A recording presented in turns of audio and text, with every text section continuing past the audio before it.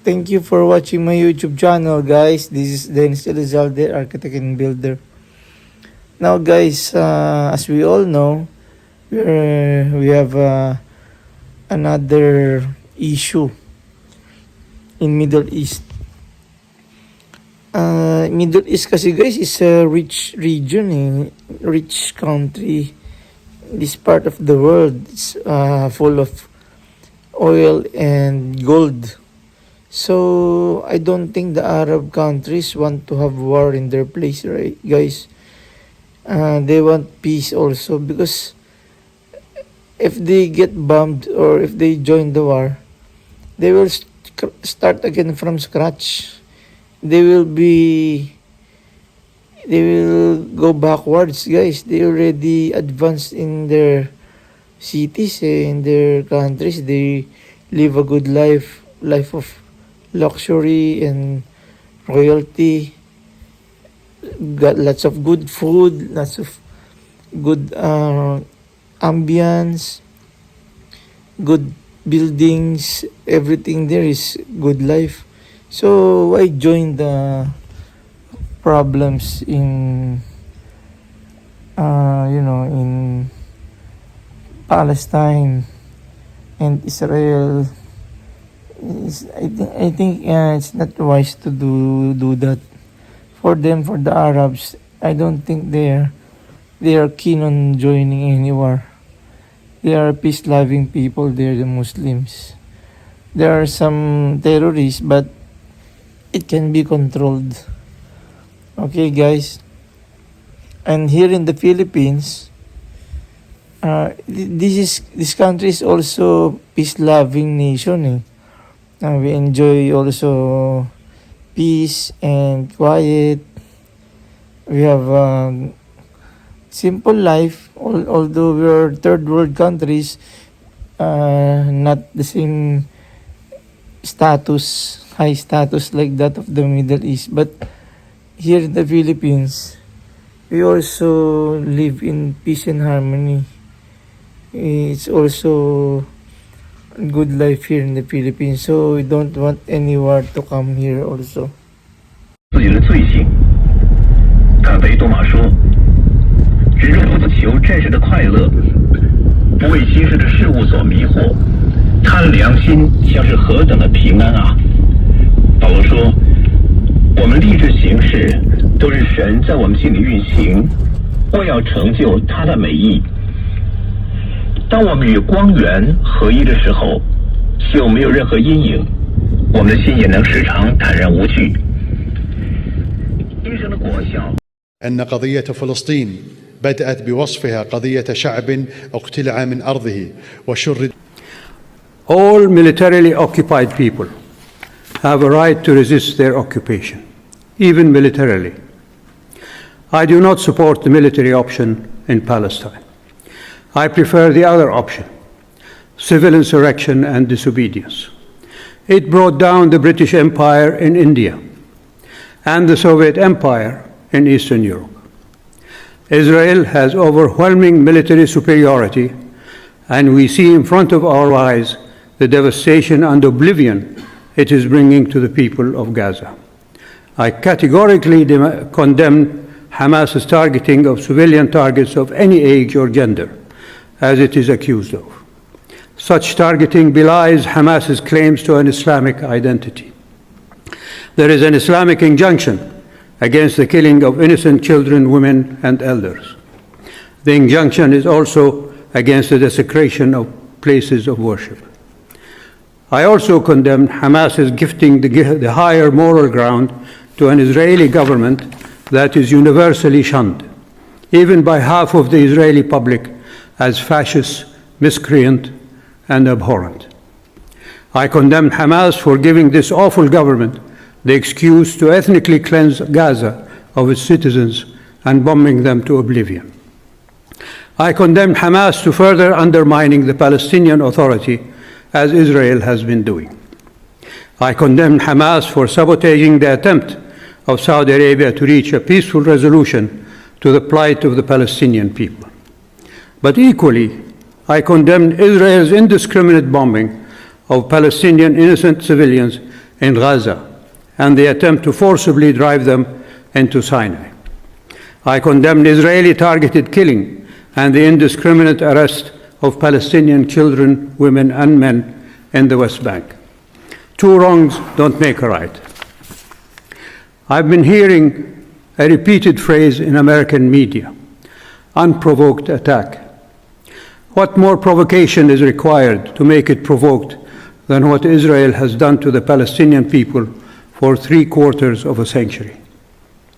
I refer you to the article in the Middle East Monitor of February 17, 2014, under the title, Israeli Army Veterans Admit Role in Massacre of Palestinians in 1948. Read it and weep, as I did. Just this year, from May to July, over 450 Palestinians were killed, including 67 children. This bloodletting must stop. I condemn Israel's sealing of Palestinian lands. I condemn Israeli colonists for rampaging through houses of worship in the Aqsa Mosque in Jerusalem. I condemn Israel for destroying Palestinian homes and olive orchards. I condemn Israel for incarcerating Palestinian women, children, and men in concentration camps without recourse to due process. I condemn Israel's targeted killings and assassinations of Palestinians. I condemn Israel for funneling guttery money to Hamas, the terrorist group as defined by Israel. I condemn Western politicians for shedding tears when Israelis are killed by Palestinians, but refuse to even express sorrow when Israelis kill Palestinians. There are no heroes in these conflicts, only victims.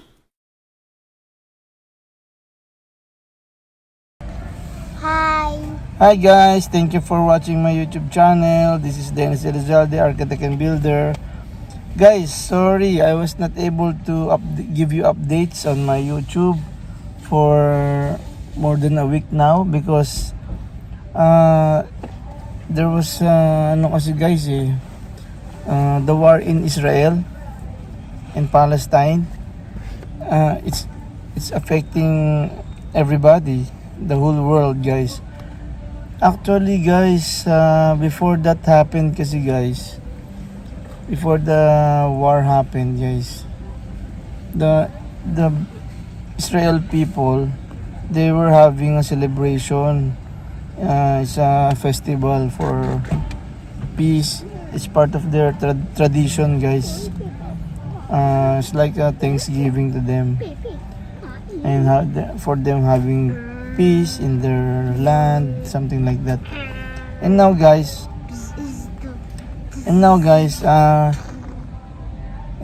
what happened is that I had sleepless nights before that. Mga siguro a week or more, I had sleepless nights, and then I would wake up at around 2 a.m., 3 a.m. I don't know, I was disturbed or something. I feel negative. If I feel something like that, negative things to happen, kasi guys I feel like waking up at the middle of the night, and then I would kneel down and pray to God, because if that things happen to me when I didn't have a good night's sleep, my spirit was troubled, guys. I feel some negative things to happen for the past few days before the war erupted. I was having sleepless nights. So when finally it happened na, the war broke out in Israel and Gaza. Suddenly I felt sad because the killings, guys, it's so gruesome, and even the civilians, even the small kids, they eliminate, guys. It should not have happened because we're already in the in the modern times, guys, it should not be barbaric anymore. And these things, guys, yung their yung revolution, the revolution that they're having in those countries, it is kasi guys, they can settle it on the table, they can talk about it and settle it on the table without blood, but they chose to settle it using weapons of mass destruction, killing people. It should not be the case because guys, it's a modern times na, and we should not be barbaric anymore. We should be civilized na and peace-loving people. They were fighting for the land written in the Bible, the story of Moses, since the time of the start of and Jesus walked in Jerusalem, something like that, and the Israelites first occupied the land, and the land of Canaan, then it turned into Israel, and then Palestine, then Israel again. 50 years ago, guys, after the World War II, Israel got the favor of occupying that land, and now what they were fighting, guys, 50 years have passed and still they were not settled.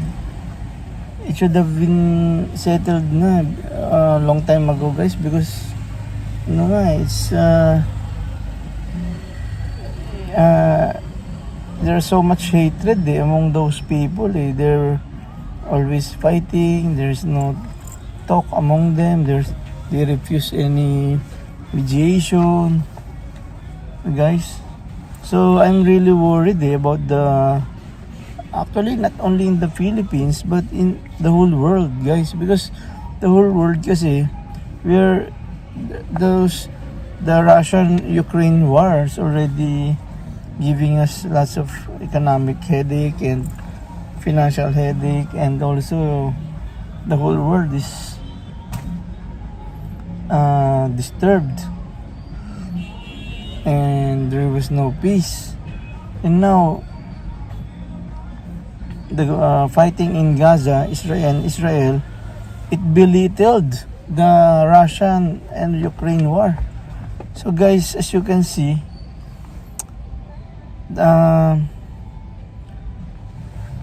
it can escalate. It can escalate into a big major war, guys. It can escalate into a big war in the guys, in the whole world. Maybe there's some nuclear or war or something. I'm not saying it should happen, but I'm just saying that it must not happen. We must prevent those kinds of war, nuclear war, or even the Russian-Ukraine. Turn it off. There, the Russian-Ukraine and the Gaza-Israel war should be stopped, guys. So now, guys, here in the Philippines, we are badly affected also by that, especially the fuel, because it's the war in Middle East. If there's any problem with the Middle East, the fuel gas prices spike, so it could affect everything here in the Philippines, like food, everything, utilities, because we're dependent on the fuel from Middle East. Okay, guys, although we have battery operated vehicles, well, we're still using gas and fuel. Okay guys, so ito nga guys it's not a normal life anymore for all people in the world, because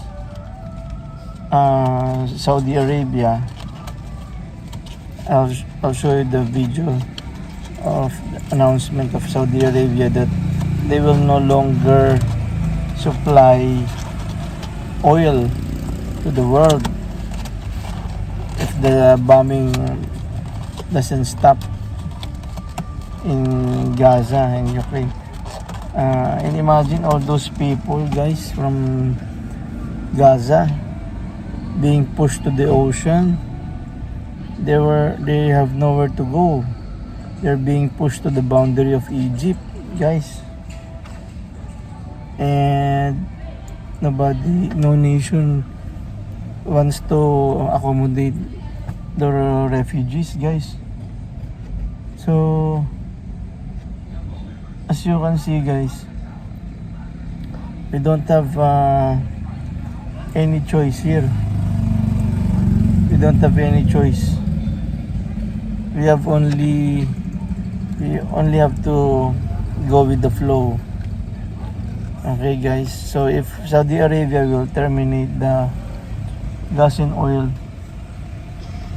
distribution in the world, that's going to be a big effect in the economies, all economies of the world. Okay, even US will be affected, everything. So here guys is the video of the Saudi regarding the stoppage of distribution of oil. And also guys, I started to fill our tanks in our cars with oil na guys, gas and diesel, everything. And also I got na the LPG tank filled, and I got the almost everything guys. We had shopping na for food in case there's a problem or shortages of food, or there's a spike in the prices of the goods. At least you already have accumulated. So it's time to prepare na guys for the worst. So better prepare na guys. There's prepare, I mean you prepare fill your groceries, fill your tanks, fill water on your tanks, and oil and gas, and you try to conserve and preserve. Okay guys, you don't know what will happen in the future. That this war broke out just in a matter of few hours, or almost less than 124 hours. So one time the Israelites were just having a festival, and then suddenly when they woke up, it's already wartime. So all of those things guys, we have to anticipate, even if we are far from the war. Okay guys, we're far from the war. The concern is the high prices of commodities and the shortage of fuel. That would be the concern. Okay, Middle East is the source of oil and gas for us, for the Philippines and most parts of the world. So that's what we're concerned about. Okay guys, but of course business must go on. We still have to work, we still have to continue our lives and do what we're doing. Okay guys, still have to send the children to school. We still have to feed our families. Still have to socialize, and guys, we just continue with our normal lives. The only problem is the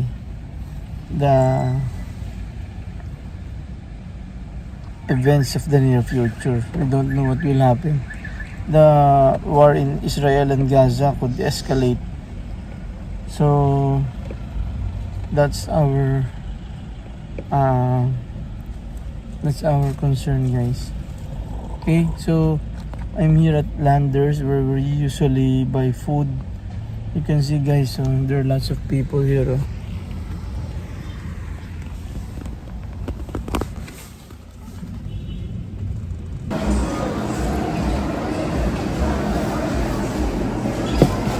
Membership card na lang, so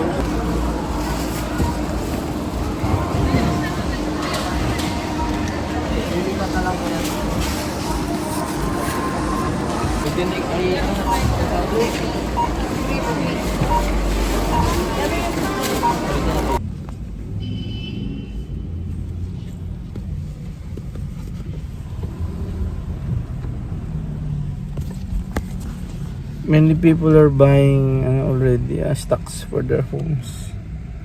Okay, guys, so let's hope and pray. Let's pray to God that the fighting in Israel and Gaza will stop and they could have peace in the land. Okay, guys, thank you for watching my YouTube channel.